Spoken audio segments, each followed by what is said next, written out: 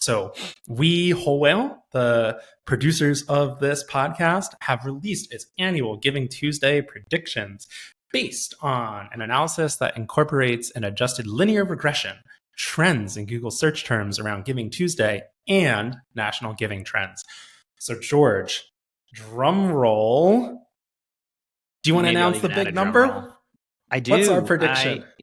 I predict, based on this, that we're going to see 3.45 billion be raised on Giving Tuesday, happening November 28th in 2023. I think that will come just shy of 3.5 billion. And just as a reminder, last year there was 3.1 billion raised, and no big deal. We predicted 3.2 billion would be raised. So, what's 100 million between friends?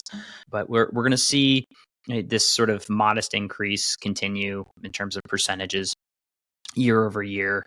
Of course, there are many conflating factors, and we kind of list them out. I think things even as small as the continued inflation concerns. I think there's still a bit of a hangover from reduced giving in 2022, which we saw on a national level.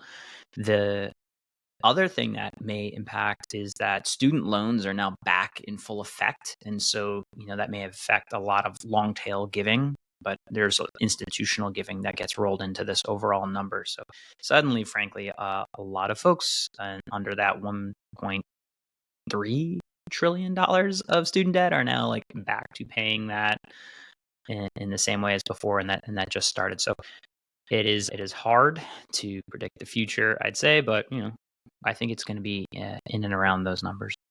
I absolutely agree with you, George. We shall see. Maybe we'll do a Giving Tuesday watch party, but for resources about how to effectively communicate, fundraise, advertise around Giving Tuesday, visit www.wholewhale.com, where you can find a whole suite of fundraising ideas, resources, tips, best practices, all that good stuff that we give to you for free because we love our listeners.